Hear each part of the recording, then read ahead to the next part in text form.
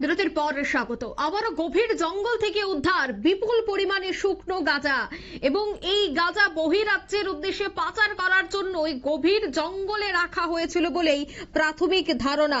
অন্যদিকে এই গাঁজাগুলি খুব দ্রুত, বিশেষ করে একেবারে খুব সহজে কিভাবে বহির্দেশে পাচার, বিশেষ করে বাংলাদেশেও পাচার করা যায়, তারও একটা নয়া ফন্দি এবার খোঁজার চেষ্টা করছিল নেশা কারবারিরা। কিন্তু তার আগেই গোপন খবরের ভিত্তিতে মেলাঘর থানার কাছে খবর আসে, তারপরে দক্ষিণ তৈবান্দাল নেউরামুড়া গভীর জঙ্গল থেকে বস্তা ভর্তি এই শুকনো গাঁজা সেখান থেকে উদ্ধার করা হয়।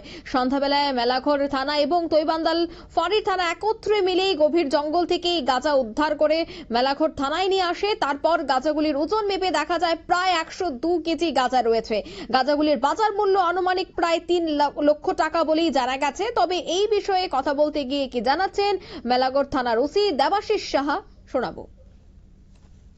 একটা গোপন খবরের ভিত্তিতে সাউথ তৈবান্দাল নেউরামুড়া এলাকায় আমরা একটা খবর পাই যে ওখানে প্রচুর পরিমাণ অবৈধ গাঁজা মজুদ আছে জঙ্গলের ভিতরে। অ্যাকর্ডিংলি তৈবান্দালের ওসি এসআই পার্থপ্রতিম লিয়াং এবং অন্যান্য স্টাফ, আমাদের থানার টিএসআর এবং অন্যান্য ম্যান উমেন কনস্টেবল নিয়ে আমরা ওই জায়গায় অভিযান চালাই এবং চালানোর পরে ওখানের থেকে প্রায় 102 কেজি শুকনো গাঁজা উদ্ধার করা হয়, যেগুলোর বাজার মূল্য অনুমান 3 লক্ষ টাকা। আর এগুলোকে আমরা 106 BNSS অ্যাক্টে সিজ করি। আপনারা শুনলেন আধিকারিকের বক্তব্য। তবে জানা গেছে প্রায় 10 থেকে 12 দিন আগে এই গাঁজাগুলি ক্ষেত থেকে কেটে শুকিয়ে এই গভীর জঙ্গলে লুকিয়ে রাখা হয়েছিল এবং তা বহিরাজ্যে এবং বাংলাদেশেও পাচার করার উদ্দেশ্য ছিল নেশা কারবারিদের।